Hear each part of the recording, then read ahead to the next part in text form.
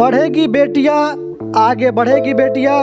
ग्राम मुइया पंचायत ठेपहा जीरादेई पूर्व प्रधानाध्यापक स्वर्गीय चंदेश्वर प्रसाद जी की बहू श्रीमती माला देवी, पति विवेक कुमार, जो बिहार पुलिस में अपना सेवा देने के लिए आगे आई और एसआई पद पे उत्तीर्ण होकर के आगे राज्य के सेवा में अपना योगदान देने के लिए आगे आई।